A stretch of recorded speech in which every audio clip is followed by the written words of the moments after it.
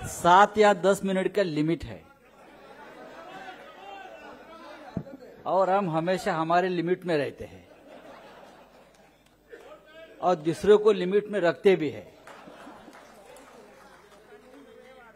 आदरणीय सतपाल मलिक जी और मंच पर बैठे हुए सभी हमारे साथी और इस सभागृह में बैठे हुए सभी मान्यवर, मैं ये कह रहा था कि आज हमारा समय नहीं है भाषण करने का। हमने जिस महनीय व्यक्ति को बुलाया है, जिसको देश हमेशा सुनना चाहता है, अगर मलिक साहब आप नहीं पुलवामा के बारे में बोलते तो देश को कभी पता नहीं चलता कि क्या हुआ है।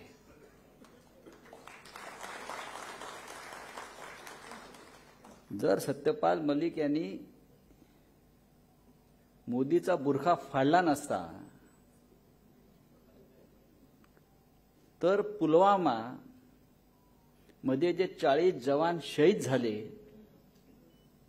आणि या देशामध्ये देशाच्या जवानांच्या संदर्भात सुद्धा निवडणुका जिंकण्यासाठी राजकारण करण्यासाठी बळी घेतले जातात, हे दळबद्री राजकारण या जगाला कधी कळलं नसतं। म्हणून आपण सगळ्यांनी सतपाल मलिक यांचे सदैव ऋणी राहिला पाहिजे की त्यांनी सत्य समोर आणलं।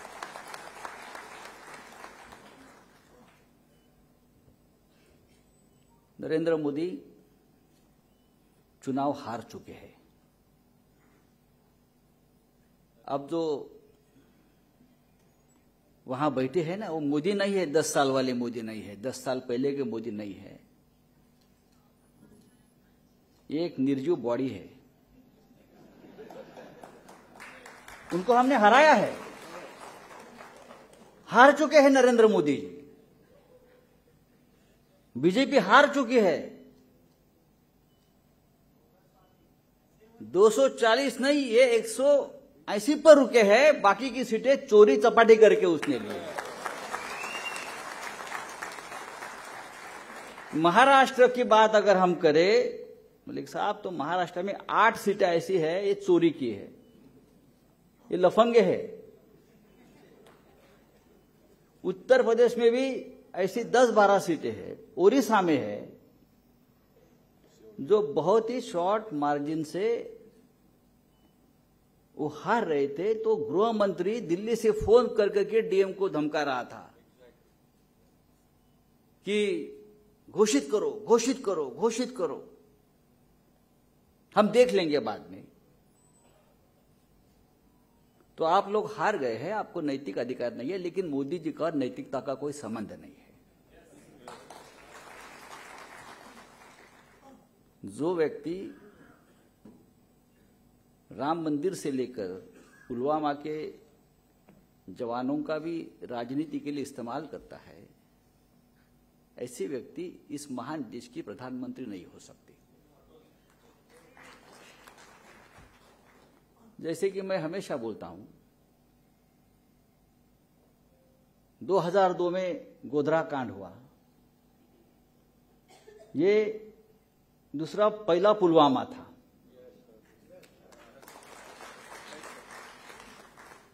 गोधरा साबरमती एक्सप्रेस पर जो हमला हुआ 17 फरवरी 2002 को, ये उनका पहला पुलवामा था और बार बार इस देश में छोटे मोटे पुलवामा ये करते आए हैं। और उसके बाद कहा कि गुजरात उनकी प्रयोगशाला है हिंदुत्व की।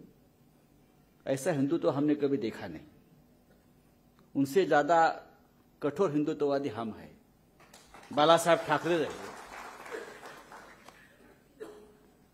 गुजरात उनकी हिंदुत्व की प्रयोगशाला और महाराष्ट्र भ्रष्टाचार की प्रयोगशाला बन गई है।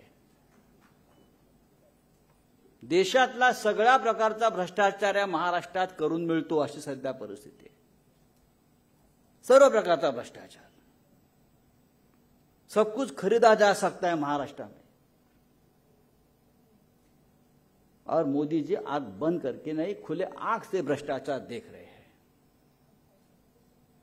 और भ्रष्टाचार के खिलाफ जीरो टॉलरेंस की बात करने वाले मोदी जी, ये महाराष्ट्र की सरकार जो भ्रष्टाचार से बनी है उनको पूरी तरह से प्रोटेक्शन दे रहे हैं। और हमारे परम आदरणीय सर न्यायाधीश सुप्रीम कोर्ट के, किसी ने कहा कि सभी हमारे जैसे कार्यकर्ताओं को जेल में ठूस ठूस के बंद कर रहे हैं, उसमें से मैं भी एक हूं। हमको भी ठूस ठूस के अंदर भर दे, लेकिन हम ठूस ठूस के बाहर निकले। और इसलिए हमें, हमारे जैसे राजकीय कार्यकर्ताओं का आवाज इसलिए दबाया जा रहा है, और हमारा कानून, हमारी न्याय व्यवस्था इसलिए चुप है कि वो प्रधानमंत्री के साथ आरती कर रही है। ऐसा कभी देश में हुआ नहीं इतिहास में। इसलिए मैं, आप जैसे जो लोग हैं जो आज भी लड़ना चाहते हैं, और सिर्फ लड़ना नहीं चाहते तो लड़ेंगे और जीतेंगे की बात करते हैं, तो अभी हम तो लड़ाई जीत गए हैं, लेकिन और हमको आगे जाना है। महाराष्ट्र अगर हम जीतेंगे, जिस दिन महाराष्ट्र का चुनाव हम जीतेंगे, समझ लीजिए मोदी प्रधानमंत्री पद पर नहीं रहेंगे।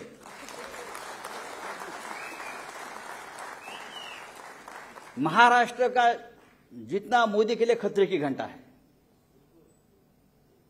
महाराष्ट्र हम जीतेंगे तो समझ लो,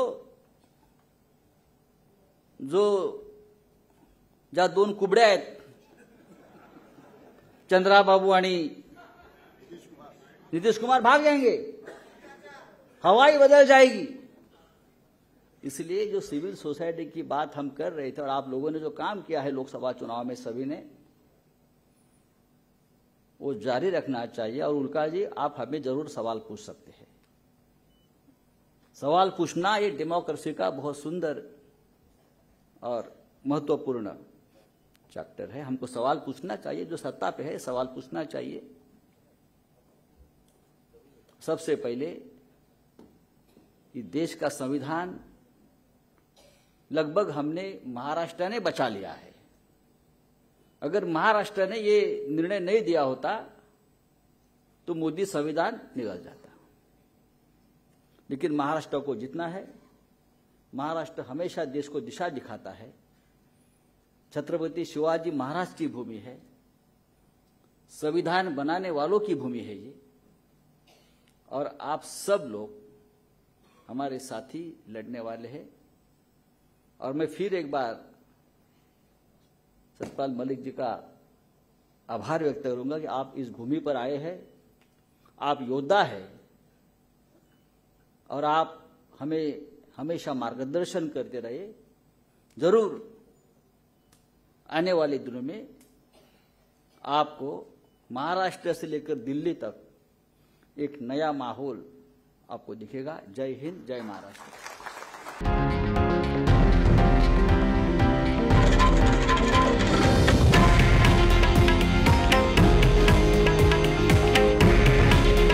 हे आहे देशातील नंबर 1 न्यूज नेटवर्क, आणि आपण पाहत आहात TV9 मराठी। काळजी तुमची, हित महाराष्ट्राचं।